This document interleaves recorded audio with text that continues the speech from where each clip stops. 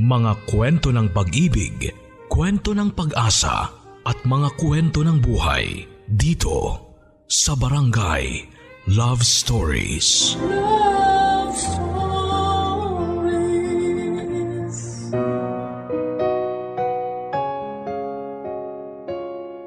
Hindi lahat sa atin ay merong pribilehiyo na magkaroon ng pantay-pantay na estado sa buhay. Ibig sabihin may mayaman at may mahirap. Pero lahat tayo ay may karapatang maging masaya at magkaroon ng kaaliwan habang naglalakbay tayo sa mundong ito. Hindi pa naman huli ang lahat, iyan ang madalas nating sabihin kapag may isang bagay na nangyayari ng hindi ayon sa ating kagustuhan. O di kaya ay binigyan tayo ng pagsubok ng langit bunga ng ating mga nagawang kasalanan. Habang ito'y hindi masama dahil habang may buhay ay may pag-asa. Ang mga katagang ito ay maaari nating maiwasan kung sa una pa lamang ay hindi na tayo nagkulang. Yan ang eksaktong pinagdaraanan ng kabarangay at letter sender natin ngayong Sabado na si Amos. Gusto mo na bang makarelate sa kanya? Gusto mo na bang makarelate sa kanya? Tunghayan natin ang kanyang storya sa mga kwento ng pag-ibig, buhay at pag-asa sa nangungunang Barangay Love Stories. Dear Papa Dudut, bago ko po umpisahan ang pagbabahagi ng kwento ng buhay ko, ay gusto ko pong samantalahin ang pagkakataon para magpasalamat sa programa ninyo na Barangay Love Stories. Maraming salamat po sa lahat ng bumubuo nito. Malaki po ang naitutulong ng mga istoryang ibinabahagi ninyo para ma-inspire at matuto ako mula sa mga karanasan at pagsubok na pinagdadaanan ng mga kabarangay natin. Aminin ko ang karamihan sa mga yon ay nagagamit ko sa tunay na buhay. Lalo na kapag nagpapayo kayo sa dulo ng bawat istorya, Papa Dudut. Kaya isang gabi, naisip kong sumulat sa inyong istasyon na tumaasa po ako na sana ay mapili po ninyo ang aking kwento. Tawagin niyo na lamang po ako sa pangalang Amos, 31 years old at tubong Indang, Cavite. Pero kasalukuyan po akong nasa Makati dahil sa aking trabaho. Lumaki po ako sa isang depektibong pamilya. Kumbaga sa isang maayos na gamit ay sira ang mainam na terminolohiya. Alam ko naman na walang perpekto sa mundo. Lahat ng bagay pati tao ay may kapintasan at may diferensya. Pero bilang bata na produkto ng magulong pamilya ay malaki po ang impluwensya nito sa akin. Factory worker po ang tatay Enteng ko samantalang kasakasama namin sa bahay ang nanay Gloria namin. Meron po akong kapatid na babae, si Badet. 10 taon po ang tanda ko sa kanya kaya naman baby sister po talaga ang turing ko sa kanya. Meron pa po kaming kapatid na sumunod sa akin pero namatay noong sanggol pa lamang dahil sa tigdas, Papa Dudut. Kaya nga akala ng mga magulang ko ay hindi na sila magkakaanak hanggang sa isilang ni nanay si Badet na masasabi kong inalagaan ko ng gusto simula bata. Nang mga panahon na yon kasi ay nagtatrabaho pa si nanay bilang mananahe sa isang garment factory sa lugar namin ng ilang taon bago siya tumigil at manatili sa bahay para intindihin kaming magkapatid. Pero ang payak naming pamilya ay nagbago ng makagawa ng pagkakasala si tatay sa amin, ngunit higit yung atrasong yon kay nanay. Nagkaroon po siya ng kabit at nagkaanak pa rito. Yung kasalanan na yon ay malaki po ang naging epekto sa aming pagsasama bilang pamilya. At kahit na sabihin na nating tinanggap na lang ni nanay na nagkaroon ng ugnayan si tatay sa iba, may mga araw na bumabalik yung sakit. Mas nagiging doble yung kirot dahilan upang mabuhay ang matinding galit na matagal nang kinikimkim na nagiging resulta upang mahalungkat ang nakaraan.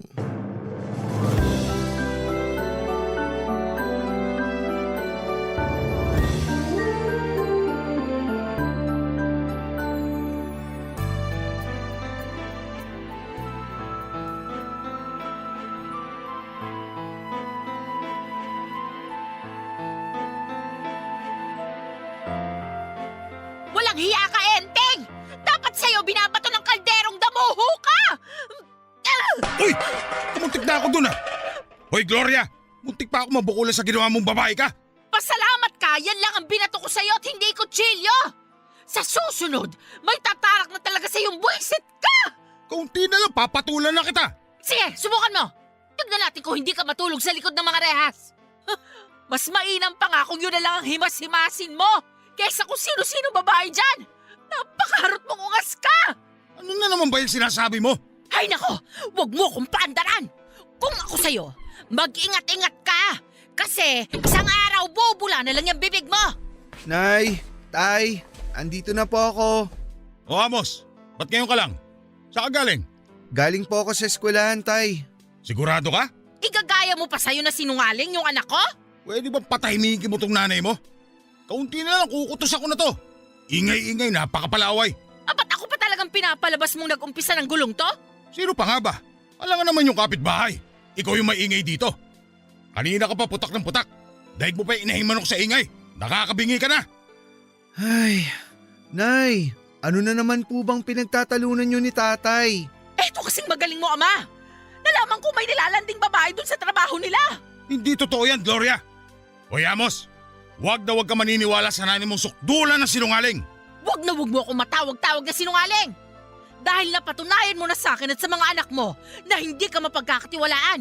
Sino nagkaroon ng kabit sa atin noon? Ako ba? Hindi ba ikaw? Ayan na naman tayo. Matagal na yung Gloria. Hindi ka pa ba nakakausad? Paano ako uusad? Eh palagi mong pinapaalala sa akin na hindi ka mapagkakatiwalaan. Akala ko ba pinatawad mo na ako? Pinatawad nga kita. Pero hindi ko makakalimutan kung paano mo ako pinagbukang tanga. Tapos ngayon, malalaman ko na meron ka na namang kinalolokohan sa trabaho ninyo.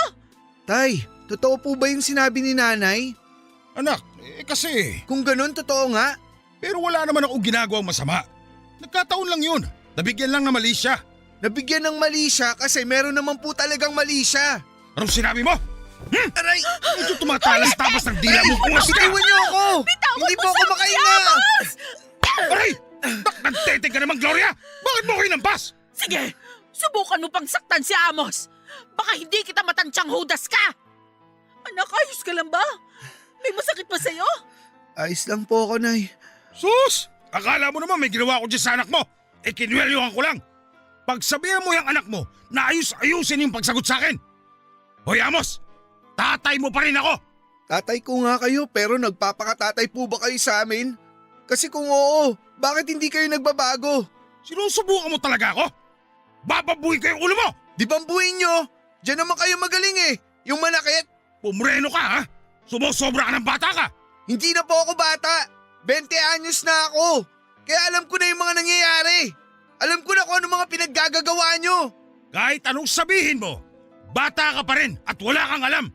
Kaya manahimik ka na lang dyan kung hindi kukutusan talaga kita. Huwag mong sasaktan ng anak ko. Magkakamatayan tayo, Enteng. Kaya nagiging matigas ulo niya si Amos eh. Kasi kinukonsinti mo. Alam mo, mabuti pa magsama kayo. Ayoko matulog dito sa bahay ngayon. Pareho kayo mga buwisit. Saan ka pupunta? Wala ka na doon. Doon ka pupunta sa babae mo, no? Ewan ko sa'yo. Hayaan nyo na po siya, Nay. Anong hayaan? Mamayamana ka na naman niya yung babae niya. Hoy, Enteng! Dito ka lang sa bahay! Hindi ka aalis! Ayoko makita yung pagbumukha mo.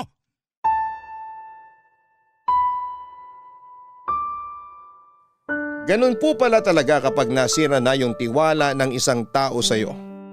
Kahit na anong gawin mo ay hindi na maibabalik yung dating kayo. Yung samahan ninyo kung paano kanya itinuring o kausapin. Sa edad ko noong 20 anyos ay hindi ko na maalala kung kailan yung huling beses na nagpalitan ng matatamis na salitang mga magulang namin, Papa Dudut. Kung meron man ay napalitan na ng mga masasakit at masasama nilang patutsyada sa isa't isa. Ang mga ala-alang yon. Malaki ang kasalanan ni tatay pero may pagkukulang din naman si nanay. At bagaman batid kong masama ang pangangalo niya, naniniwala akong dalawang tao ang nagpapatakbo ng isang relasyon.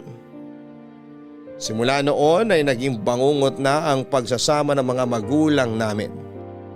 Hindi nila alam na sa bawat away nila, sigawan, palitan ng mga masasakit na salita. Pagwawala at pagiging bayolente ay malaking bahagi ng ligtas at maayos na kabataan namin ng kapatid ko ang ninanakaw nila sa amin. Maraming beses na ayaw ko nang umuwi sa bahay namin pag nasa eskwelahan ako dahil ayokong makita sina nanay at tatay Papa Dudut.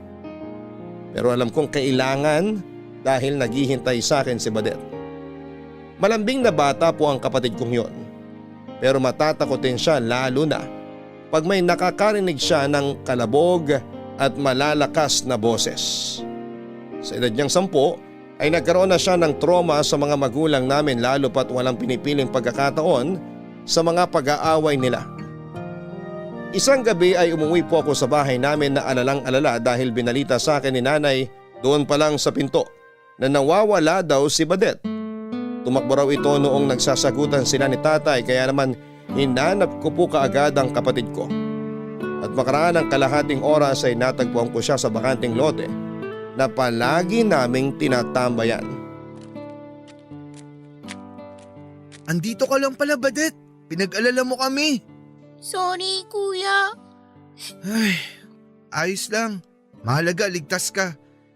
Pwede bang tumabi si kuya dyan sa upuan mo? Pwede po. Usog ako. Ayan, upo ka na, kuya. Kasya tayo rito sa bato. Malapad naman to eh. Matigas nga lang. Okay ka lang ba? Okay naman po. Paano mo po nalaman na nandito ako?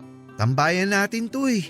Dito tayo madalas nagpupunta pag nag-aaway sina nanay at tatay.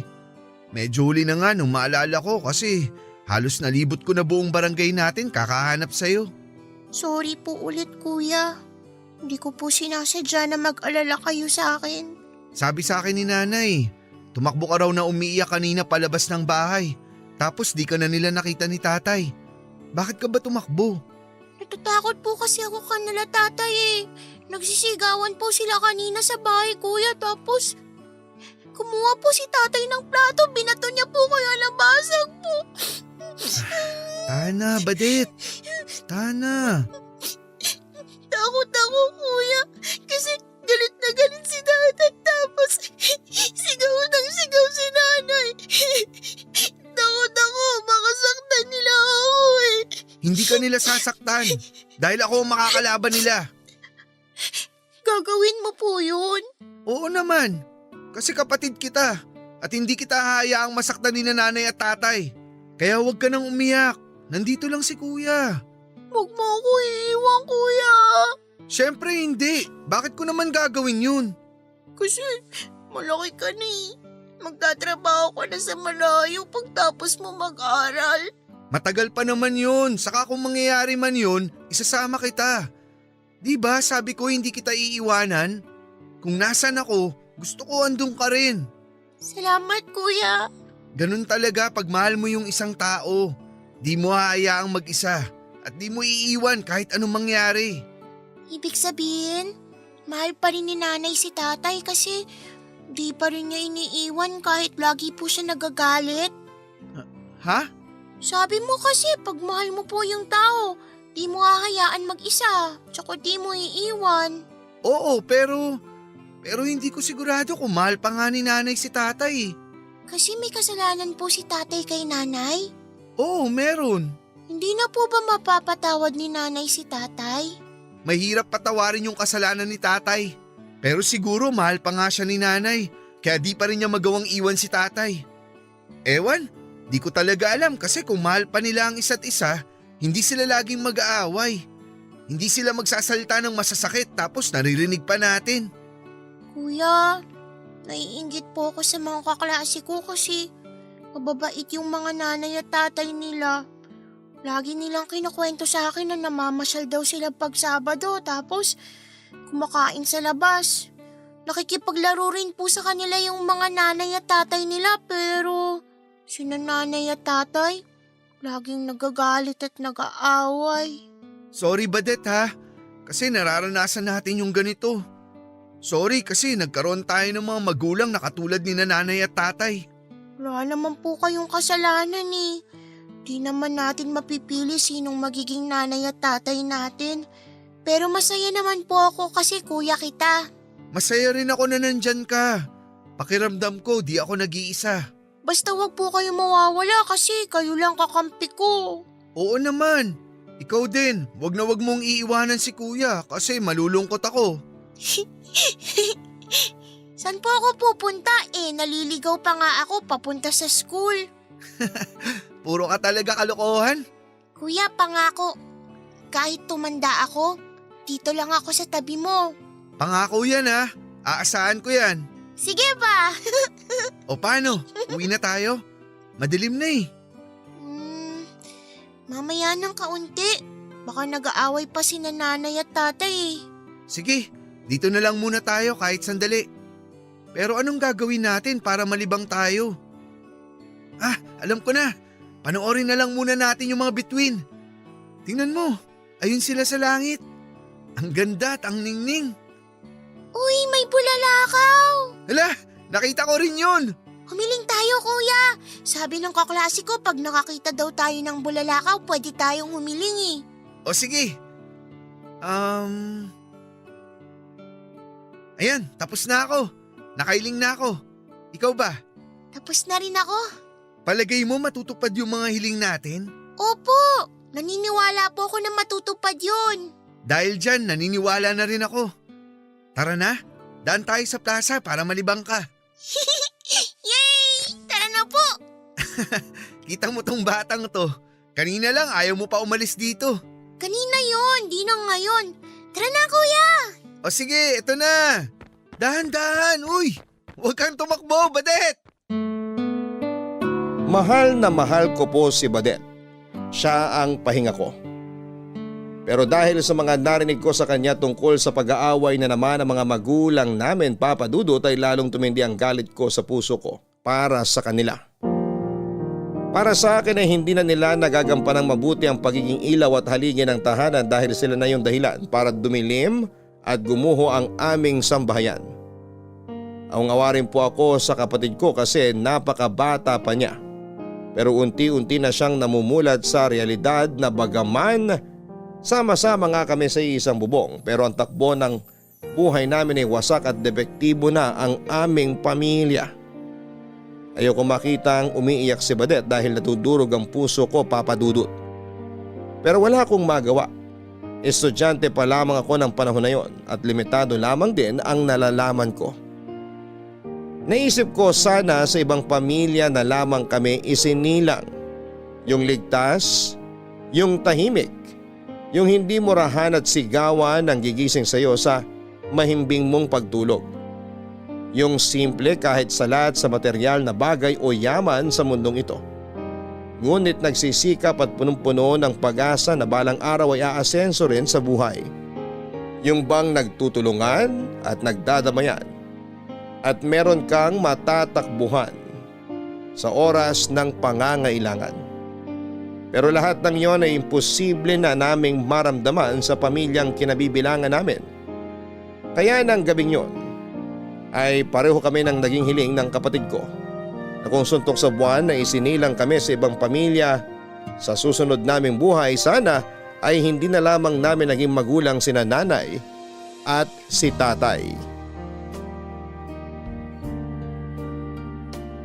Kapag po mahina ang mga taong nagpalaki sa iyo, nagiging mahina ka rin. Kapag po wasak ang pamilya ang kinabibilangan mo ay nagiging wasak ka rin. Yun kasi ang eksaktong pakiramdam ko ng mga panahon na yon. Sa unang tingin ay isa lamang akong simpleng estudyante na pumapasok sa eskwelahan at nagsisikap para makapagtapos sa pag-aaral upang magkaroon ng matinong hinaharap balang araw.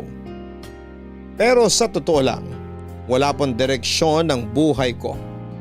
Yun bang kahit pilitin akong aninagin yung liwanag ay hindi ko po talaga makita. Naliligaw po ako ng landas, Papa Dudut. Dahil sa magulo at maingay naming pamilya, ayoko nang umuwi sa bahay namin. Gustong gusto ko na pong layasan ng mga magulang namin ngunit hindi ko magawa dahil sa kapatid ko. Pero kapag may mga pagkakataon na sadyang doble o triple yung bigat o gusto ko lang talagang lumayo pansamantala ay nakikita ko yung sarili ko na laging sumasama sa mga barkada ko. Kaklase ko sila, Papa Dudut, at sa kanila ko natutunan kung paano manigarilyo. Madalas kami nung tumatambay sa bahay ng isa naming kamag-aral para magkwentuhan habang nagyoyosi. Para sa akin ay masarap po sa pakiramdam yung meron kang hinihit-hit at binubuga habang nagbabahagi ka ng buhay at kasawian mo. Atentibo yung mga barkada ko. Sa kanila ko nahanap yung pamilyang wala sa tahanan namin. Sila yung nakikinig sa mga drama ko. Sila din ang tumatawa at umiiyak sa mga kwento ko. Pero aaminin kong masyado akong dumidepende sa kanila. Na kung anong sabihin nila ay iniisip kong subukan o gawin. Tulad nga po ng paninigarilyo na mahigpit na ipinagbabawal ng mga magulang namin.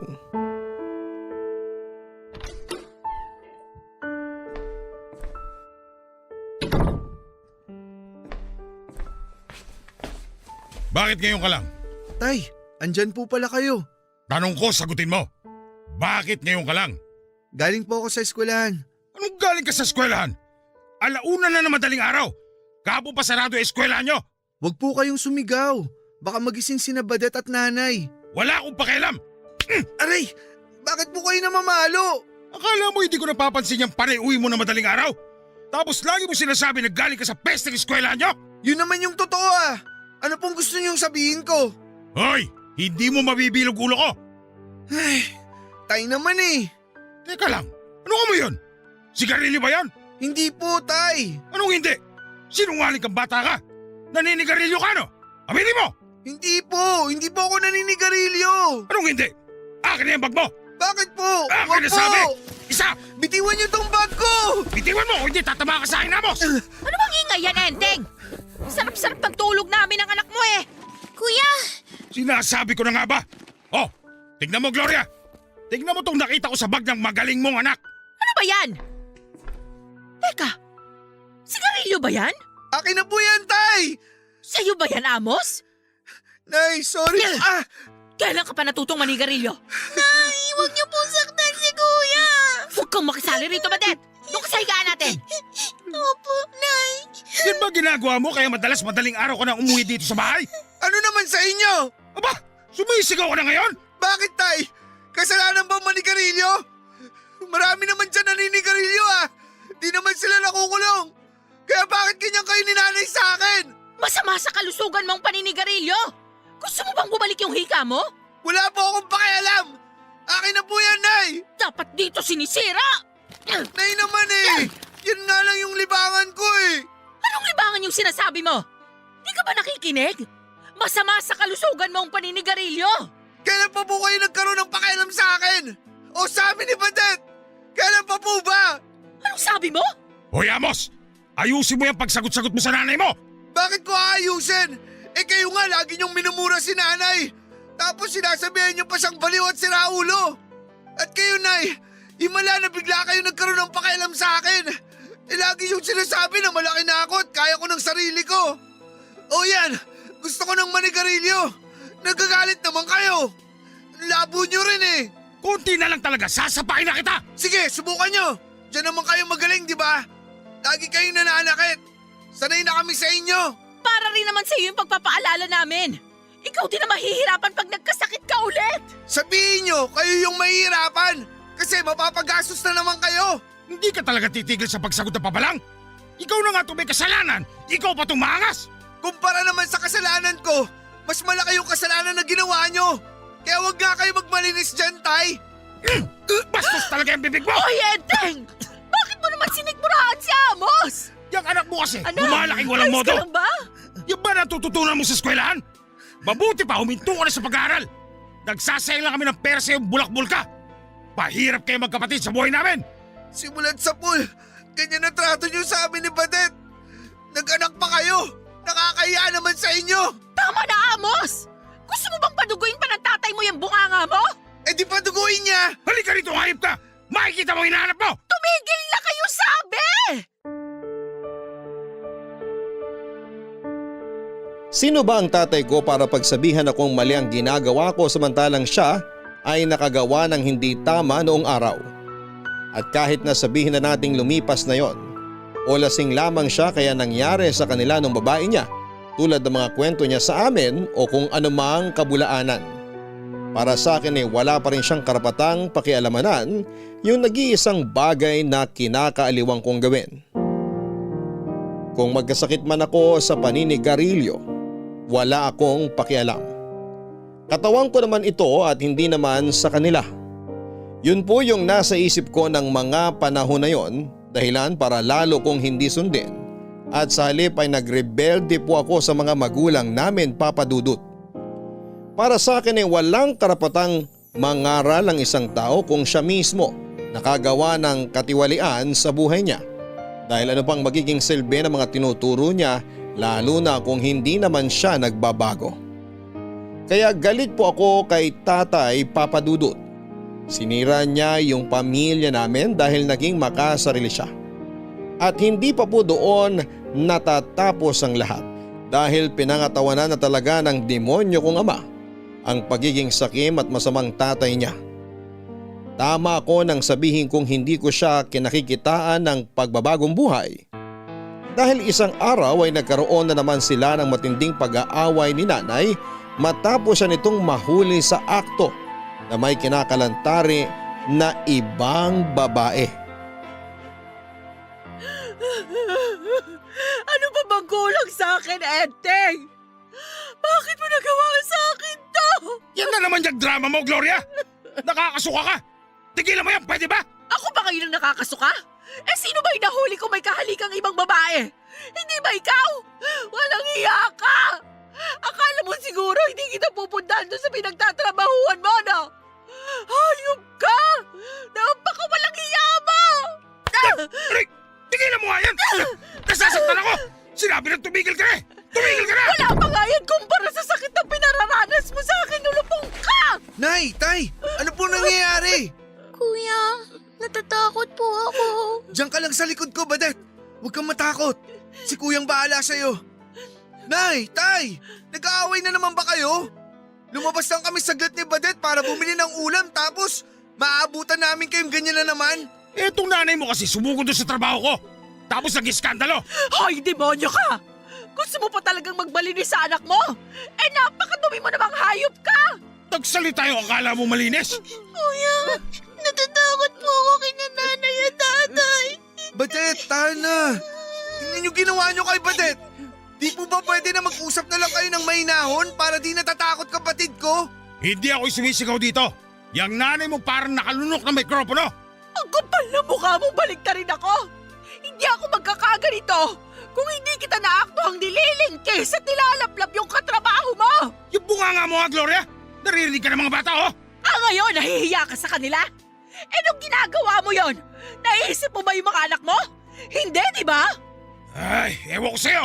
Tay, totoo ba yon? Huwag ka na makisali rito, Amos. Karapatan kong malaman ang totoo. Bata ka pa. Hindi mo pa naiintindihan lahat. Di na ako bata. Alam ko na mga kalokohan nyo. Alam mo pala eh. Eh di ba nahimik ka na lang? Napaka-immoral niyong tao.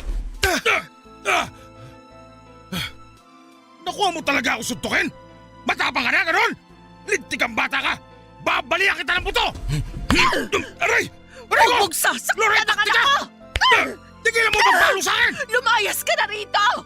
Sumama ka na doon sa babae mo! Nandidiri ako sa'yo!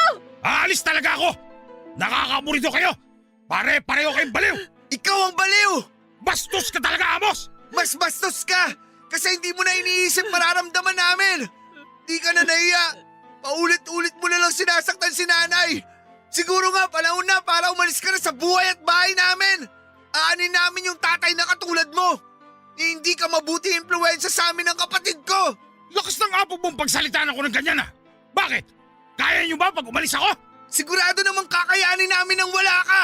Kesa naman kasama namin ang tatay naming walang kwenta. Sige! Aalis ako rito sa bahay. Pero isasama ko ang kapatid mo. Halika rito!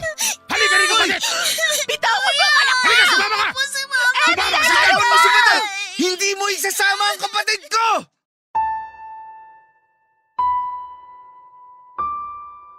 Hindi naman po naisama ni tatay si Badet dahil pinagtulungan namin siya ni nanay.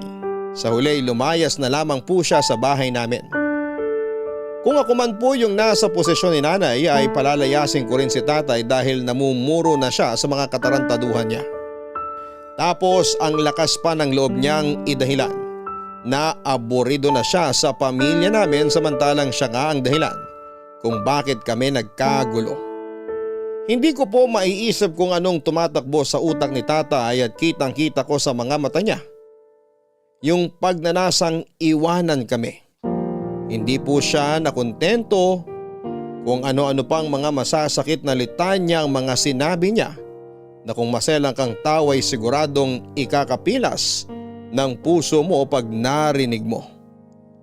Nang umalis si tatay, bumalik sa pagtatrabaho si nanay Papadudut. Kung ano-ano po ang mga pinasok niya, basta desente at kikita siya ng pera. Kapalit noon ay nawalan po ng panahon sa amin si nanay. Naging mainitin ang ulo niya at may kliyang pasensya sa amin ang kapatid ko. Lalo na pagpagod siya. Sinubukan ko po siyang unawain dahil hindi madaling magpalaki ng mga anak. Lalo na pag mag-isa ka lamang. Kaya nga sa paninigarilyo ako kumakapit pag gusto kong matakasan yung malungkot at masalimuot naming buhay. Para sa akin ay iba yung hatid na kaginhawahan kapag lumalatay sa lalamunan ko yung usok na mula sa yosi na hinihit-hit ko. Pakiramdam ko, lumulutang ako sa ulap at nagiging bagong tawa ko. Kaya nga magmula sa paisa-isa na doble hanggang dumami. Hindi ko akalain na kaya ko nang umubos ng kalahating pakete ng sigarilyo sa isang araw. At higit pa kapag dinadalaw ako ng pagkabalisa, kinakain ng lungkot o stress. Para sa akin ay nabibigyan ako ng aliw ng paninigarilyo at inilalayo ako nito sa realidad kahit na pansamantala. Dahil sa nakikita kong hirap ni nanay sa pagbabanat ng buto. Ako na mismo ang nagkusa na huminto sa pag-aaral at sa halip ay naghanap na lamang ako ng trabahong mapapasukan. Masasabi ko naman na may utak ako, Papadudut. Sa katunayan ay pagtiteacher nga yung kurso ko nung kolehiyo. Pero hindi ko natapos kasi ako na ang tumayong tatay sa pamilya namin. Ako na yung sumalo sa responsibilidad na hindi naman nagampanan ni tatay at ang masahol pa doon ay tinakasan niya.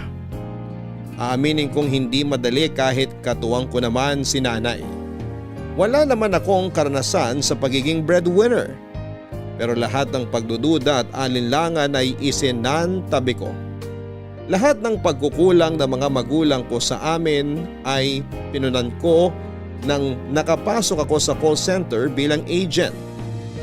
Naging masaya po ako noong kumita na ako ng pera kasi nabibili ko na yung mga bagay na hindi ko nabibili nung estudyante pa lamang ako. Nakakapag-abot ako kay nanay at kahit paano ay hindi na kami salad sa pagkain. Pero kasabay noon, yung higit kong pagkakasangkot sa iba't ibang uri ng kaaliwan o pampalipas oras ng mga taong nasa paligid ko. Hindi na lamang ako heavy smoker dahil natuto na rin akong uminom ng alak, Papadudut. At hindi lang basta tikim-tikim dahil mga warakan talaga yung mga pinupuntahan kong inuman. Yung bang tipong kulang na lang ay gumapang ka pa uwi dahil sa sobrang kalasingan. Masayang masaya po ako pag napapasukan ng alak ang sistema ko. Alam kong masama pero bata pa ako. Yun ang nasa isipan ko. At katawan ko naman ito kaya ako ang masusunod dito. Nakakabaliw, nakakaaliw.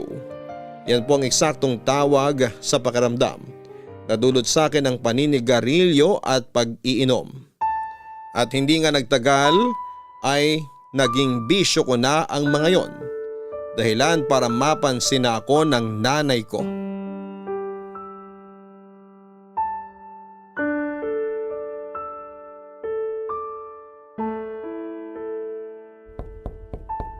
ba yun? Is oras na ng gabi ah. Andyan na! Uy! Ay, patay! Nay, di po ako pating. Si Amos to, yung anak nyo. Sandali nga. Lasing ka ba? Nakainom lang po. Nakainom ka lang sa lagay na yan? Mamaya nyo na po ako sermonan. Tulungan nyo na lang po muna ako. Ano pa nga ba? Alangan naman pabayaan kita dyan. Sige, halika na. Tumayo ka na at maupo ka dun sa sofa. Dahan-dahan, baka matalisod ka. Nay naman, sungit nyo. Sinong hindi magsusungit? Anong oras na tapos uuwi ka pang laseng? Gusto nyo ba di na lang ako umuwi? Manahimik ka ha? Ayan, umupo ka dyan. Ay, sarap ng malambot na sopa sa puwet. Anak, bakit ka ba kasi nagpakalaseng? Hindi naman ako masyadong lasing, Nay. Anong hindi? Sumisisid ka na nga ron sa sahig kanina. Natalisod lang po ako ng binti ko. Ayos lang ako. Bakit ka nga kako uminom? May problema ba? Wala po. Happy-happy lang. Nak, ganyan ba kayo mag-happy-happy na mga katrabaho mo? Halos gabi-gabi ka nang umuuwing lasing ah. Nung nakaraan, doon ka natulog sa tapat ng tindahan ni Aling Flor. Nagulat tuloy yung matanda, akala niya may sinalvage sa tapat nila. Nervyosa lang masyado si Aling Flor. Mahilig kasi siya sa kape. Kahit na. Kaya nga kung may problema ka, sabihin mo para natutulungan ka namin ng kapatid mo. Si Badet po pala, nasan? Nandun sa tita mo. Doon ko muna pinatulog kasi nga kararating ko lang din. Wala siyang kasama. Nay naman eh. Bakit niyo doon iniwanan yung kapatid ko? At bakit hindi? Kamag-anak naman natin yon. Oo nga, kaya lang, di ba? Madaling uminit ulo ni tita pag makulit yung bata. Kilala ko si Badet. May kalikutan yun at pagkamadaldal. Baka pinagalitan na yun doon. Tara po, sunduin na natin siya. Ay nako, bukas na. Wala nang tricycle papunta sa tita mo. Ayoko maglakad. Ganyan naman kayo eh. Anong ganyan naman kayong sinasabi mo dyan? Ayos lang na sa inyo na patulugin dun si Badet. Di kayo nag-aalala kasi wala kayong pakialam sa amin. Amos, nagiging bastos na yung bunganga mo ha? Maghinay-hinay ka sa pananalita mo. Nanay mo pa rin ako. Nanay nga namin kayo, pero anak ba turing nyo sa amin ni Badet? Malamang, galing kayo sa akin. Ako ang nagdala sa inyo ng 9 na buwan. Ay! Alam mo ikaw, naiirita na ako sa iyo ha? Di ko alam kung dahil lasing ka kaya tumatalim yung dila mo o naiimpluwensyahan ka lang ng mga kasamahan mo sa trabaho. Hindi nga sabi ko lasing. Nakainom lang. Tsaka pwede ba, huwag nyo ang dinadamay mga kasamaan ko sa trabaho. Mabuti pa nga sila eh. Pamilya turing sa akin. Kesa naman sa inyong dalawa ni tatay. Nagpakananay ako sa inyo ha? Hindi mo lang napapansin pero ginagawa ko lahat ng makakaya ko. Kung bakit kasi nagkaroon ako ng walang kwentang asawa na ngayon nagpapakasasa dun sa kabit niya. Baka demonyo talaga niyang tatay niyo. Baka kasi kasalanan nyo rin kaya nang babae si tatay. Baka kasi nairita na siya sa ingay ng bunganga nyo kaya yun, naghanap ng iba. Yung mabait, hindi naninigaw at higit sa lahat, maganda. Ang kapal naman ng mukha mong sabihan ako ng ganyan. Wala kayo sa lugar ko kasi hindi naman kayo yung sinaktan.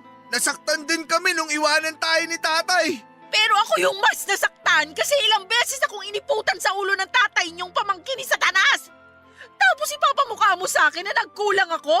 Kaya niya ako pinagpalit? Kung hindi kayo nagkulang, bakit di pa rin niya kayo pinili? Hindi ko alam! Ginawa ko naman lahat pero sadyang mapaghanap yung tatay niyo. Kaya wala kang karapatang pagsalitaan ako ng ganyan. Baka gusto mong paduguin ko yung bunganga mo. Sige, gawin niyo! Gawin niyo! Total, pareho naman kayo ni tatay na mabigat ang kamay. Lagi niyo ang pinapalo si Badet. Nagsusumbog sa akin yung kapatid ko habang umiiyak. Ikaw na nagsabi, di ba? Makulit yung kapatid mo? Kaya natural lang na mapalo siya. Sana kasi habaan yung pasensya niyo. Kung makapagsalita ka, hindi ko naman binubugbog yung kapatid mo ah. Kurot lang yon, tsaka palo sa kamay. Ang tawag doon, pagdidisiplina.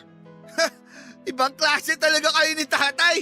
Sana alam niyo epekto ng mga ginagawa niyo sa amin ni Badet. Pwede ba, Amos? Tigilan na natin tong usapan na to. Inaantok na ako. Hindi ko alam kung anong gusto mong tumbukin. Pero napapagod na akong makipagtalo sa'yo.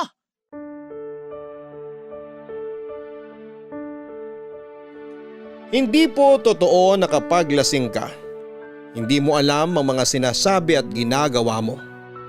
Kadalasan alam mo, hindi mo lang kontrolado yung bawat salita na lumalabas sa bibig mo at yung kinikilos mo mismo. Totoo rin yung kapag tinamaan ka ng alak, nakakapagsabi ka ng totoo. Kaya nga walang pag-aatubili kong naisumbat sa nanay ko yung mga tampo ko sa kanya at nakuha ko pa siyang sisihin kung bakit ng babae si tatay noon at mas pinili nitong sumama sa ibang tao kesa sa amin. Galit po ako sa tatay ko pero galit din ako sa nanay ko. Alam ko na utang na loob namin sa kanya ni Badet ang buhay na meron kami dahil dinala niya kami noon sa sinapupunan niya ng 9 na buwan. Pero sana pinatay na lamang niya kami noon bago pa man kami isinilang kung hindi rin nila kaya ni tatay na maging mabuting magulang sa amin, Papa Dudut. Sa mga tao na hindi dumaan sa ganong klase ng pagtuturing sa isang pamilya, madaling sabihin na umusad na lamang, kalimutan at magsimula ng panibagong buhay. Ngunit paano ko gagawin yon kung hindi ko alam kung anong paa ang una kong ihahakbang? Ang totoo, nakatali pa rin ako sa nakaraan. Lumipas po ang mga taon, tumungtong ako sa edad na 29 pero wala pa ring direksyon ng buhay ko. Madalas akong nagigising sa hindi pamilyar na lugar tulad ng mga motel at apartel ng mag-isa. Matapos akong iwan ang mga babaeng sinama ko doon para ikama. Hindi na lang pag-inom ng alak at paninigarilyo ang ginagawa ko dahil nasasangkot na rin ako sa gulo sa mga lugar na pinupuntahan ko, Papa Dudut. Ilang beses na ako nareklamo sa barangay dahil sa paninira ko ng gamit sa mga bar na iniinuman ko, lalo pag tinamaan ako ng kalasingan. May ilang beses na sa kalsada na ako natutulog at nagigising kasi hindi ko na mailakad ang mga paa ko dahil sa hilo. Pero pumapasok pa rin ako sa trabaho pagkaraan ng ilang oras, natulog na parang walang nangyari. Tuloy lang ang buhay, ika nga. Ewan ko, Papa Dudut, sirang-sira na ako. Mukha lang akong ayos kasi nakasasabay pa rin ako sa kulitan at kwentuhan ng mga tropa at katrabaho ko. Pero wasak na wasak ang puso ko. Marami akong kinaiinggitan, mga bagay na hindi kayang bilhin ng pera na minsan po naming napag-usapan ni Badet.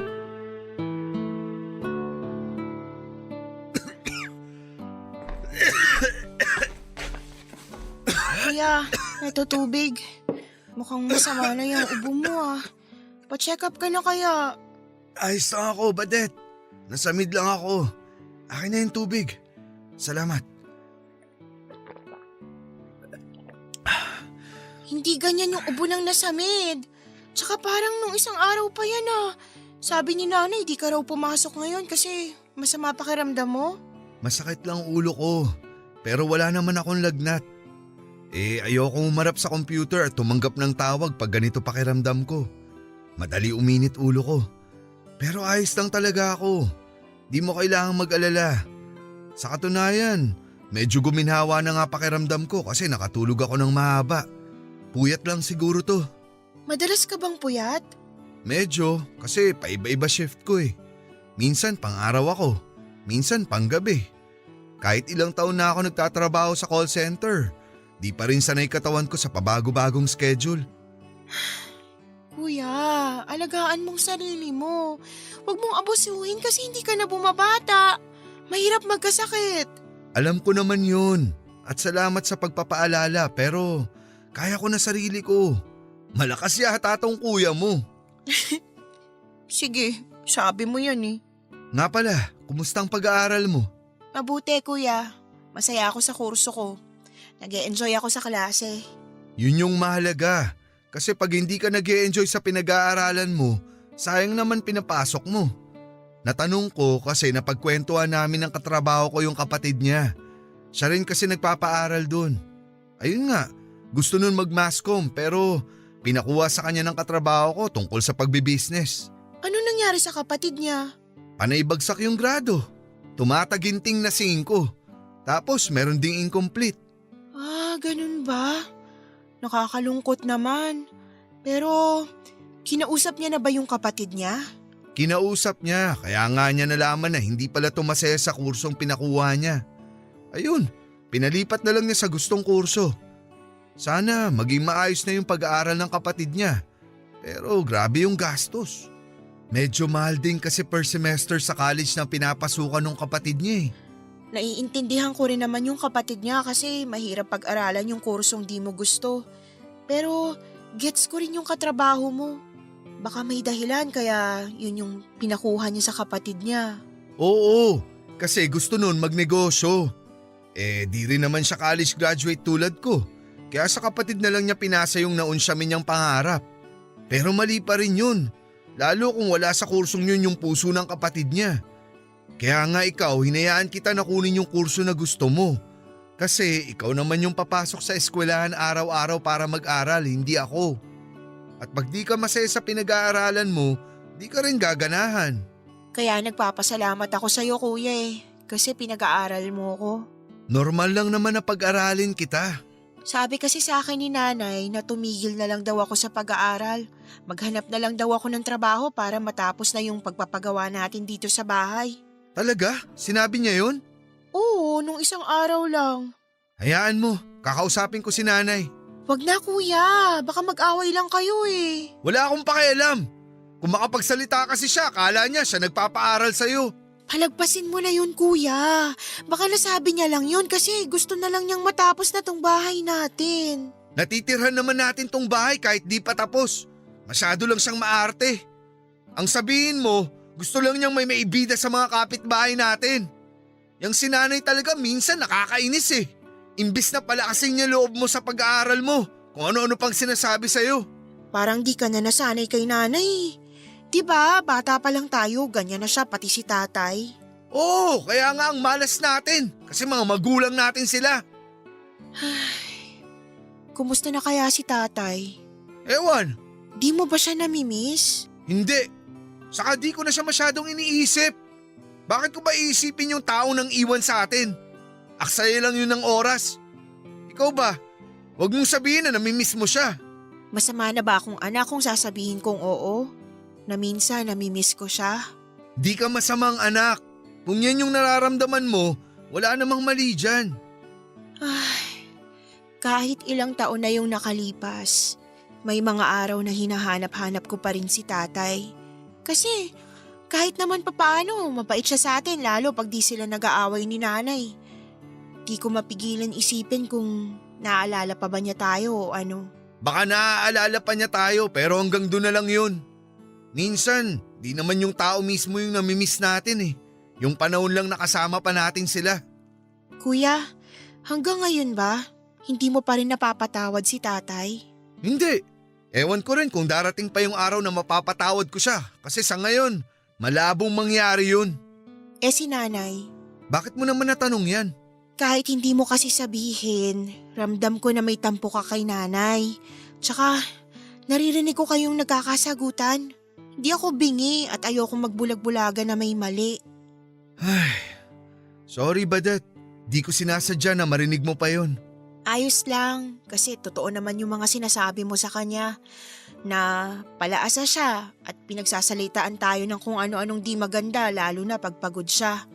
Ako rin naman may tampo sa kanya pero sinasantabi ko lang kasi nanay pa rin natin siya Wag na lang talaga niyang uulitin yung sinabi niya sa'yo kasi di ko na yun palalagpasin. Basta mag-aral kang mabuti. Yaan mo na si nanay. Thank you kuya kasi nandyan ka. Baka kung wala ka, hindi ako nakakapag-aral ngayon. Kapatid kita, Badet. At mahal kita. Nangako ako noon sa sarili ko na pagtatapusin kita ng pag-aaral. Para kapag kaya mo na, di ka na mahihirapang lumayo dito sa atin.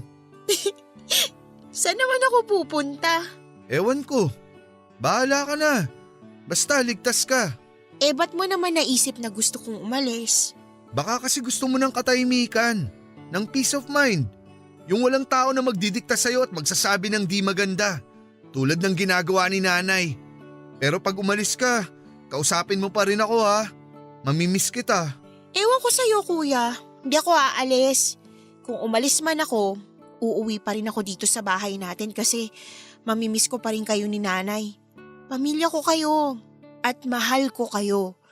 Di ko kayo kayang ipagpalit sa kahit na anong bagay sa mundo. Basta magsikap ka sa pag-aaral mo. Pagbutihin mo pero lagi mong tatandaan na proud ako sa'yo. Kung kailangan mo ng kausap, nandito lang ako. Kuya mo nga ako, pero kaibigan mo rin ako. Salamat kuya. Walang anuman. Kuya, nag-aalala talaga ako dyan sa ubo mo. Ayos lang ako. Pakikuha mo na lang ulit ako ng tubig. Sige, pero pag di pa yan nawala bukas, magpapacheck up ka na ah. Bawal tumanggi.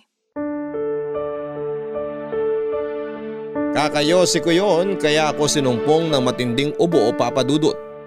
Natakot nga ako kasi baka bumalik na yung hika ko. Gusto ko pong magbagong buhay pero hindi ko alam kung papaano. Ako kasi yung tipo ng tao na hindi kayang humingi ng tulong sa iba dahil nasanay akong kinakahiya at sinosolo ang lahat.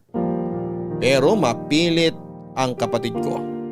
Lagi akong tinatanong at kinukumusta kaya sa huli ay nabanggit ko na nga sa kanya ang tungkol sa bisyo ko at epekto nito sa kalusugan. Nang dahil sa pag-uusap namin yon ni Badet ay nabigyan ako ng pagkakataon na palayain yung mahinang bersyon ng sarili ko. Hindi na rin ako natakot magsabi sa kanya ng mga alalahanin ko. Takot at pagkainggit sa ibang tao. At napatunayan ko na siya pa rin ang baby sister ko na maunawain at mabuting tao. Sa abot ng makakaya ni Badet ay pinayuhan niya ako na maghinay-hinay sa mga bisyo ko. Lalo na at hindi na ako pumabata. At kahit mahirap sa akin na tuluyang ihinto ang paninigarilyo ay sinubukan ko papadudot. Kaya lang hindi pala ganun kadaling bitawan yung kinasanayan mo. Na kahit na ginagawa mo naman ang lahat. Napatunayan ko po yon dahil nakamamatay po ang pakiramdam noong nagbawas ako ng yosi. Kung dati, kaya kong umubos ng kalahati hanggang isang kahang sigarilyo.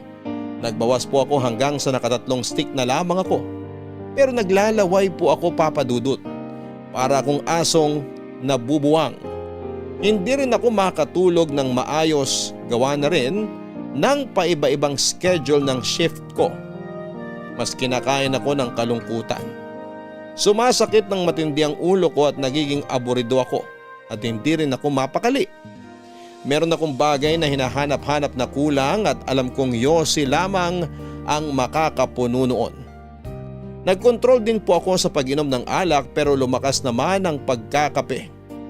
May ilang beses na sumusukan na lamang ako dahil sa acid reflux pero binaliwala ko yon. Nahihiya po ako kay Badet kasi akala niya may progreso na yung pagbabagong buhay ko. Pero lingid sa kaalaman niya ay unti-unti na naman akong nahuhulog sa mga bisyo ko. Masarap po ang bawal at nakakasira ng ulo pag tinigilan ko po yun, papadudot. Mahirap pigilan ang bawal. Napatunayan ko po yon nang muli kong yakapin ang mga bisyo ko. Lalong-lalo na ang paninigarilyo.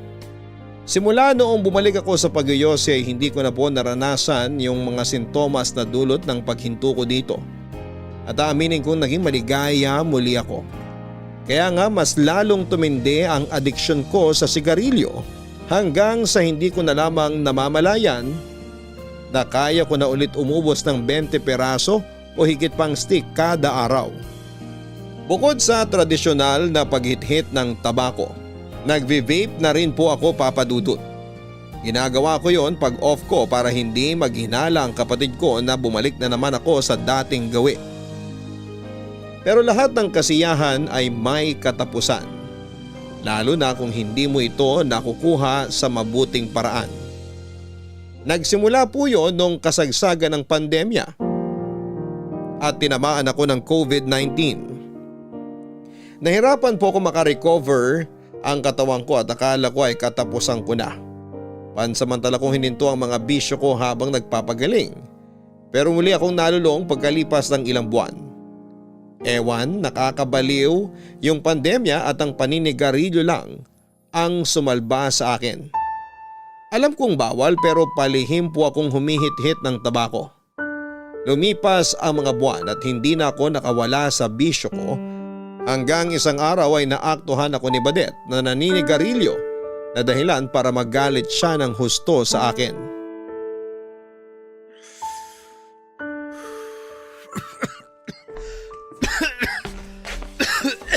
Kuya, vape to, diba? Ha? Naninigarilyo ka na naman? Ano, Badet? Isang stick lang naman. Anong isang stick? Maniwala ako sa'yo, dami upos dyan sa paanan mo. Tapos nagbe-vape ka pa rin? Minsan lang naman. Gusto mo na ba talagang mamatay? Hindi mo kasi naiintindihan. Yan na lang yung libangan ko eh. Yan na lang yung nagbibigay aliw sa akin pag malungkot ako. Pag stress ako sa trabaho. Pag pagod ako. Pero nangako ka sa akin na susubukan mong tumigil sa paninigarilyo. Pero anong nangyari? Sinubukan ko naman pero di ko kaya. Para akong mababaliw. Kaya akin na yung vape ko, please. Akin na yan. Ayoko nga. Dapat dito sinisira. Uy, wag mong sirain. Akin na sabi. Kuya, ano Huwag ba? kang matigas ang ulo. Isasaktan Kuya mo ako. Lumayo ka nga sa akin. Akin na kasi ang vape ko. Hoy, ano bang nangyayari rito? Oh, nandito na pala yung magaling nating nanay. Lasing ka na naman ba? Hindi, pero saan kayo nang galing, Nay? Teka, wag niyo nang sabihin. Alam ko pala kung saan. Pupusta ako. Nandun na naman kayo sa bingguan. Tapos umuwi lang kayo ngayon kasi nagugutom kayo. Wala ka nang pakialam doon. Yun na lang ang libangan ko tapos panghihimasukan mo pa? Yan din po yung sinasabi ko kay Badet. Yung pagyoyosi na lang yung libangan ko.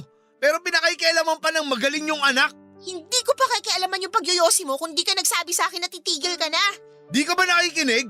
Sinubukan ko naman, di ba? Akala mo kasi nagsisinungaling ako eh. Kung sinubukan mo, bakit mo sinukuan? Bakit ka ulit bumalik sa paninigarilyo? Kasi mas masarap yung bawal. Kaya ka ubo ng ubo kasi kakasigarilyo mo. Di ka pa talaga titigil hanggat di ka na-ospital tulad nung na-COVID ka. Di naman dahil sa pagyoyosi yun.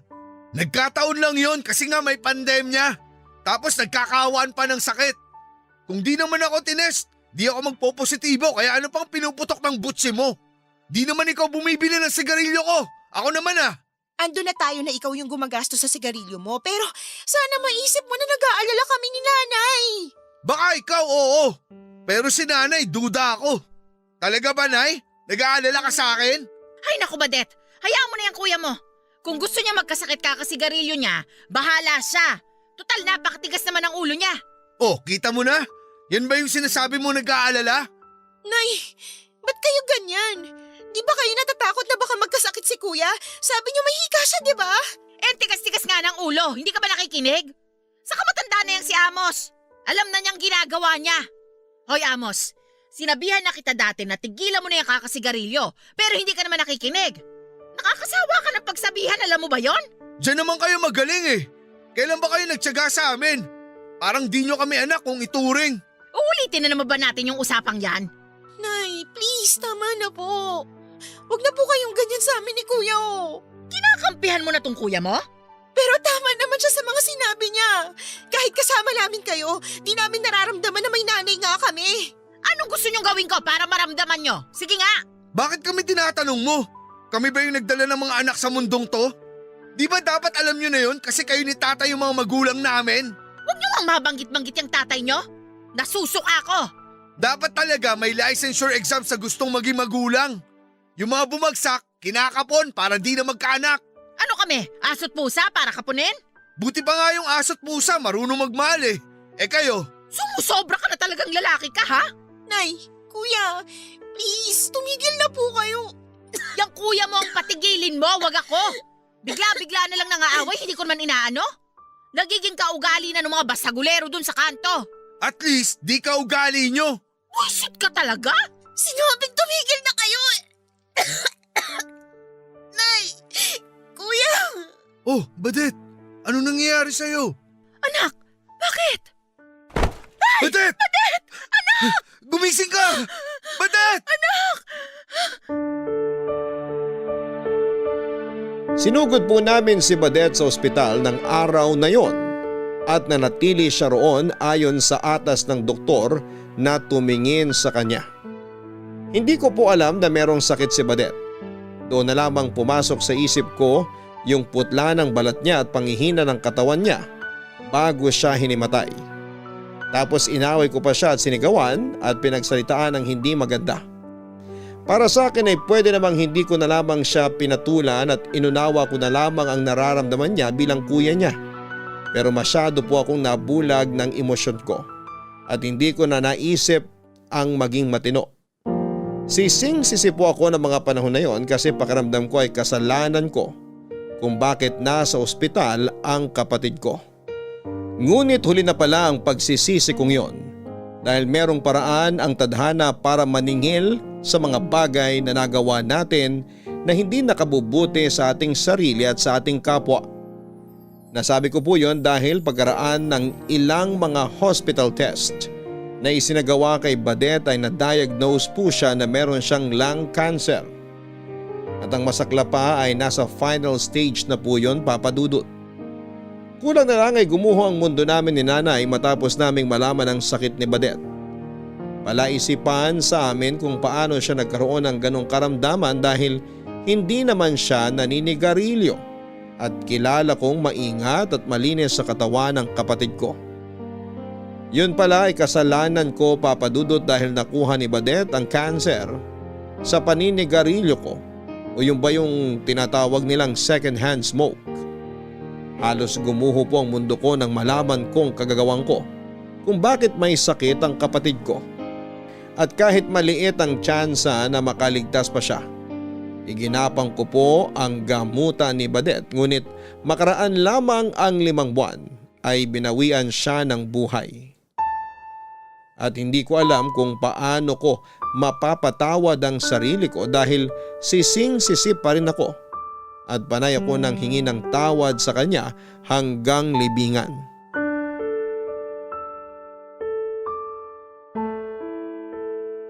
Nak, huwag ka naman masyadong magpakalasing kasi baka may mangyaring masama sa'yo. Ayos nga yun, Nay, di ba? Para mamatay na rin ako katulad ni Badet.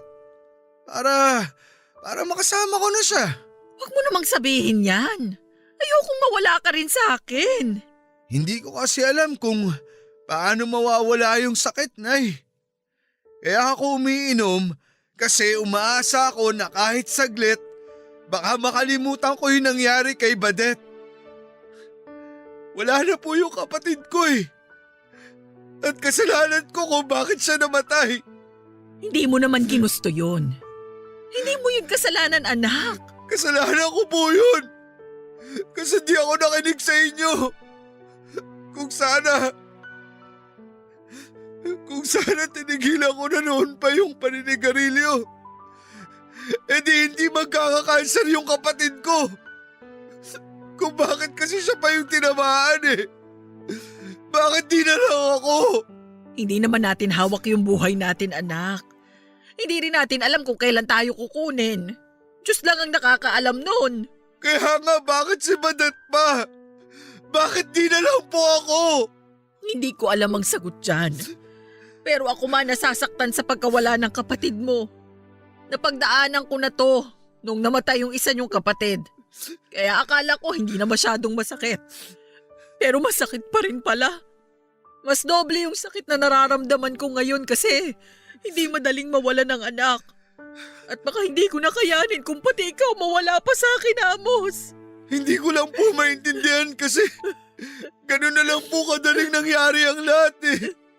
Ang bilis. Ang dami pang pangarap ng kapatid ko. Kagraduate pa siya. Magiging reporter pa yun kasi pangarap niya yun talaga eh. Lagi nga niyang binibida sa akin na makikita raw natin siya sa TV balang araw. Tapos hindi na pala mangyayari. Napaka-unfair, Nay. Ang bata pa ng kapatid ko. Pero sigurado ako na kung nakikita ka niya ngayon, hindi niya gugustuhin na nagkakaganyan ka. Talaga ba, Nay? Kasi yung nasa isip ko ngayon, kabaliktaran niya.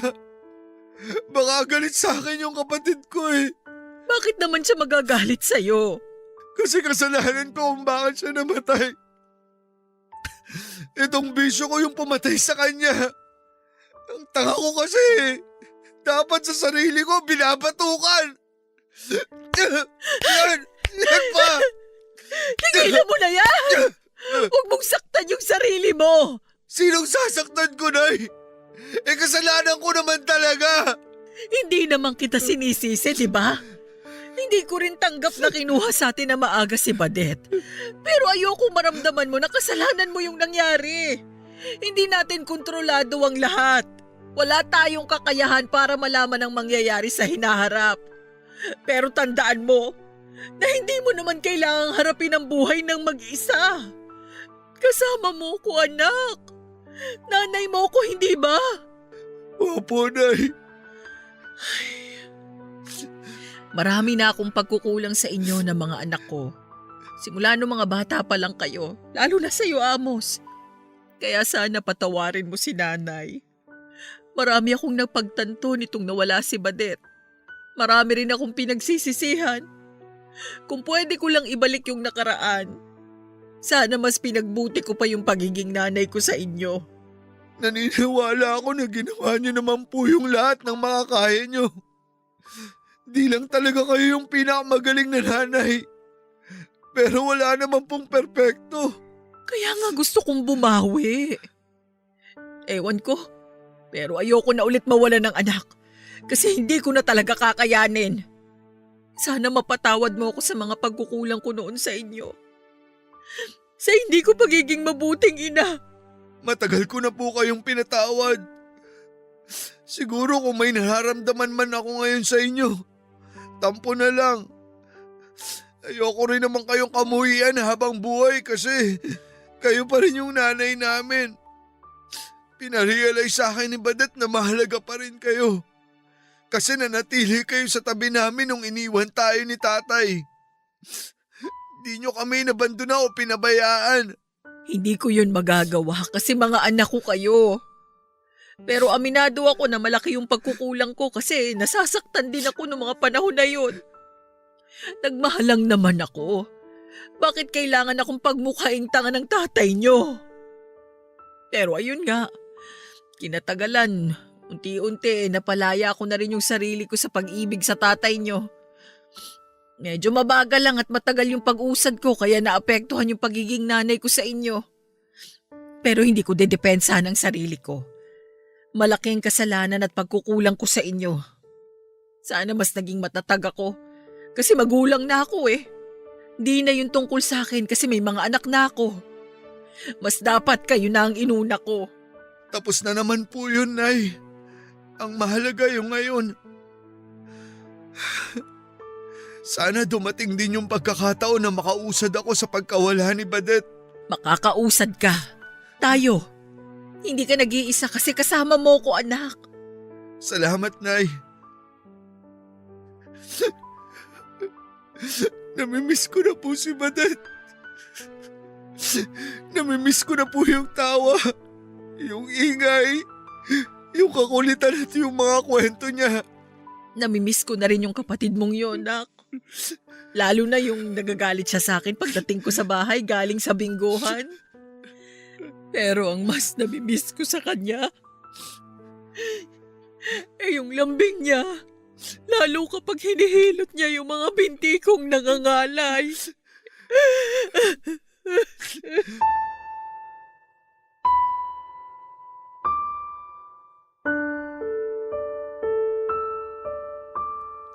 Marami po akong pinagsisihan sa mga nangyari, Papa Dudut.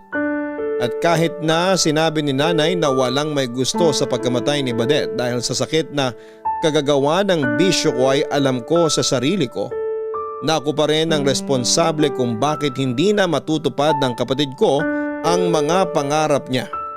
Gabi-gabi pa rin akong umiiyak. Hindi pa rin ako makatulog at punong-puno pa rin ng pagsisisi ang puso ko. Marami akong sana at paano kung at magpahanggang sa ngayon ay patuloy pa rin akong umaasa na masamang panaginip lamang ang lahat. Ito po ang dahilan kung bakit ibinahagi ko ang storya ng buhay ko, Papa Dudut. Alam kong maraming kabarangay natin ang magagalit sa akin kaya ngayon pa lamang ay humihingi na po ako ng tawad sa inyo. Masyado akong naging mahina ng mga panahon na yon. Kaya hindi ko na naisip ang magiging epekto ng mga bagay na ginawa ko sa akin at sa mga mahal ko sa buhay. Kaya sa kasalukuyan, hindi na po ako naninigarilyo. Tuluyan ko na pong tinigil ang bisyo ko sa sigarilyo at sa tulong ng eksperto ay unti-unti ko nang ina-address sa mga trauma ko sa aking sarili. Gusto ko pong maging maayos at gumaling. Kaya ako ito ginagawa. At alam ko na hindi ko kakayanin kung ako lamang mag-isa, Papa Dudut. Tanging hiling ko lamang na sana'y proud sa akin si Badet. Siya po ang inspirasyon ko para magpatuloy sa buhay kahit na gusto ko nang mamatay. Maraming salamat po, Papa Dudut, sakaling mapili po ninyo na basahin ang aking kwento. Sana po'y kapulutan po ito ng aral ng mga kabarangay natin, lalo na yung tulad kong lulong sa paninigarilyo noon. God bless po sa Barangay Love Stories at maraming salamat po sa inyong lahat. Ang inyong forever kapuso at kabarangay, Amos. Mahalaga na maging responsable tayo hindi lang sa ating sarili, kundi maging sa kapwa nating tao, sa kalikasan at sa mga hayop na kasama nating naninirahan sa mundong ito. Huwag po nating abusuhin ang ating katawan lalo na sa usaping pangkalusugan dahil higit na maituturing na yaman sa mundo yung hindi natin pagkakaroon ng karamdaman. Mga kabarangay, marami tayong tahimik na laban na kinakaharap. May mga pinagdadaanan tayo sa buhay na tayo lamang ang nakakaalam. Kaya mahalaga na maging mabuti tayo sa ating kapwa pagkat hindi natin tiyak kung gaano kabigat ang kanilang dalahin. Kung hindi natin sila kayang tulungan ay huwag nating dagdagan ang kanilang mga problema. Sa mga magulang dyan, mahalin po natin ang ating mga anak dahil biyaya sila galing sa langit. Huwag nating iparamdam sa kanila na pabigat sila kasi anuman ang mangyari ay sagutin natin sila. Sa mga anak naman dyan, mahalin natin ang ating mga magulang. Sa pagtanda nila, huwag natin silang kalilimutan. Balang araw ay magiging magulang din tayo at gusto rin nating alalahanin tayo ng mga anak natin. Hanggang sa muli, ako po si Papa Dudut sa mga kwento ng pag-ibig, buhay at pag-asa sa Barangay Love Stories number 1. Sabay-sabay nating pakinggan ang iyong kwento ng pag-ibig, buhay at pag-asa. Ipadala lang sa barangaylovestories@yahoo.com. Nagustuhan ng iyong napakinggan? Ituloy yan via live stream sa www.gmanetwork.com/radio.